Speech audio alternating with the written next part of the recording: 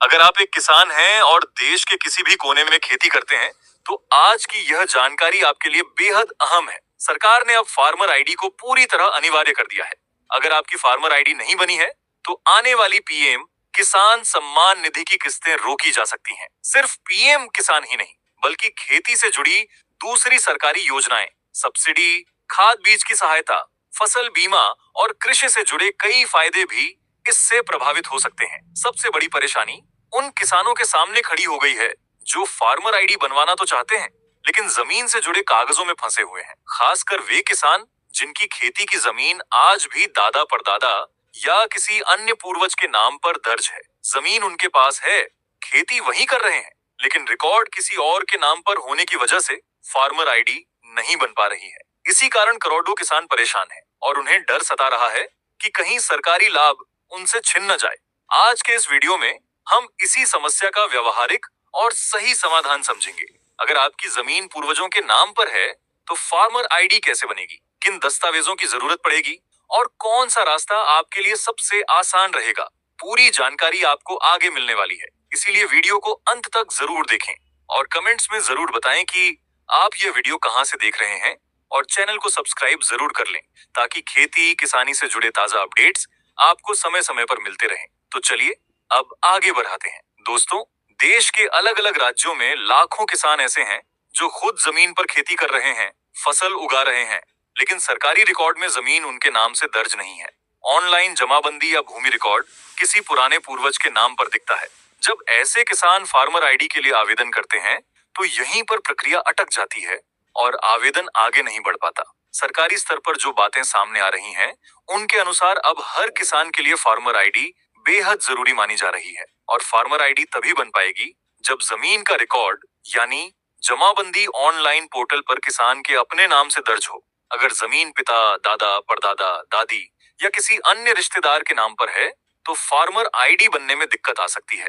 देश भर में बहुत से किसान ऐसे हैं जिनकी जमीन पीढ़ियों से परिवार में चली आ रही है। कहीं जमीन दादा के नाम पर है, कहीं परदादा के नाम पर, कहीं माता पिता या अन्य पूर्वजों के नाम से दर्ज है।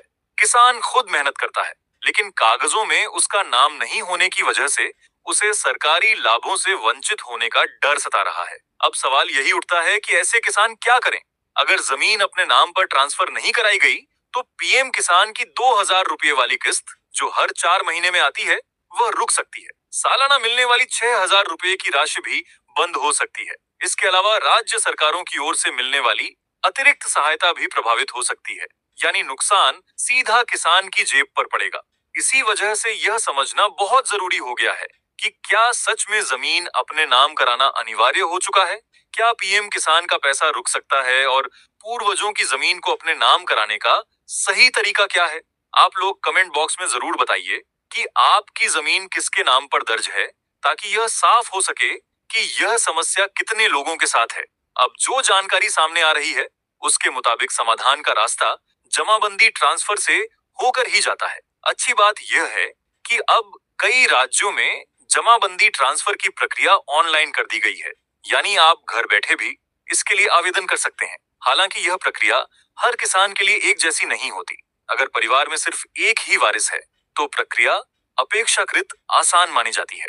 ऐसे मामलों में जमीन सीधे उसी व्यक्ति के नाम ट्रांसफर हो सकती है, लेकिन जहां 2 या उससे ज्यादा भाई या वारिस हैं, वहां पहले आपसी सहमति से जमीन का बंटवारा करना जरूरी माना जा रहा है। मान लीजिए परिवार में 4, 5 या 6 भाई हैं। ऐसे में सभी को बैठकर यह तय करना होगा कि किसे कितनी जमीन मिलेगी, कौन सा खसरा किसके हिस्से में आएगा। जमीन चाहे कम हो या ज्यादा, उसका लिखित बंटवारा होना जरूरी है, ताकि आगे कोई विवाद न हो। इस लिखित बंटवारे को सहमति बंटवारा कहा जाता है।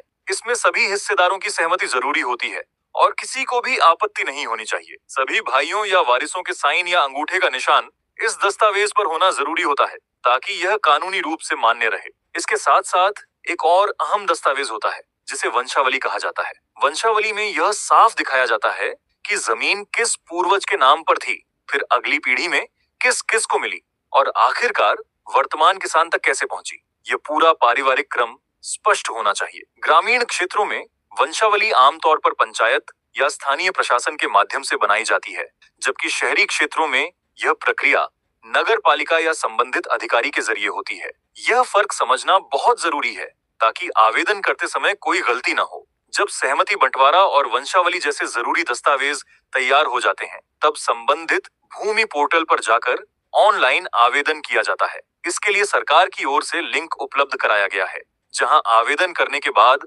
वेरिफिकेशन की प्रक्रिया पूरी की जाती है और जांच के बाद जमीन उस व्यक्ति के नाम पर ट्रांसफर कर दी जाती है जिसके नाम से आवेदन किया गया होता है, जैसे पिता या स्वयं किसान के नाम पर।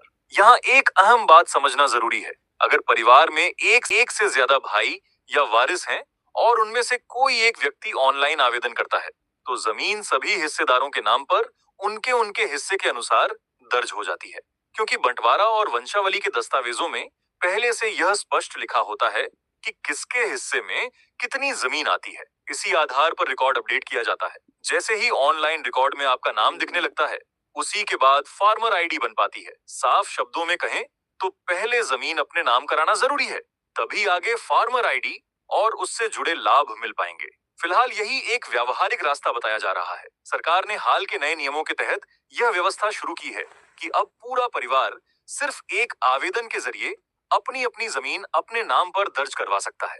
इससे पहले हर सदस्य को अलग अलग आवेदन करना पड़ता था, लेकिन अब प्रक्रिया को थोड़ा आसान किया गया है।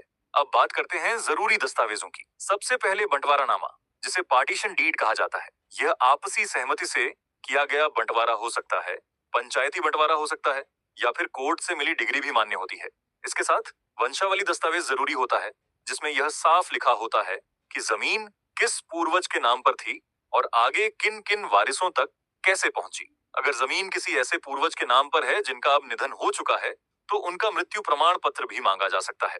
इसके अलावा पहचान के लिए आधार कार्ड, पैन कार्ड या वोटर आईडी जैसे दस्तावेज देने होते हैं। पुराने जमीन से जुड़े कागजात जैसे रसीद, खतियान या केवाला की कॉपी भी अपलोड करनी होती है। सरकार साफ कर चुकी है कि आने वाले समय में केंद्र और राज्य की लगभग सभी कृषि योजनाओं का पैसा सीधे फार्मर आईडी से जुड़े खाते में ही आएगा। चाहे पीएम किसान हो, फसल बीमा हो, कृषि सब्सिडी हो, आपदा राहत हो या सिंचाई से जुड़ी सहायता, सब कुछ फार्मर आईडी से लिंक होगा। जो किसान इससे बाहर रहेंगे, वे इन लाभों से वंचित हो सकते हैं। इसीलिए यह समय बेहद अहम है। जिन किसानों की जमीन आज भी दादा परदादा या अन्य पूर्वजों के नाम पर दर्ज है, उन्हें वंशावली और बंटवारानामा बनवाकर जमीन अपने नाम ट्रांसफर करवाने की प्रक्रिया जल्द शुरू करनी चाहिए, वरना आने वाले समय में सरकारी लाभ रुक सकते हैं। अगर यह जानकारी आपके लिए उपयोगी है, तो इसे ज्यादा से ज्यादा किसानों तक जरूर पहुंचाएं। बहुत से लोग सिर्फ जानकारी की कमी की वजह से पीछे रह जाते हैं। कमेंट बॉक्स में जरूर बताएं कि आपकी फार्मर आईडी बनी है या नहीं।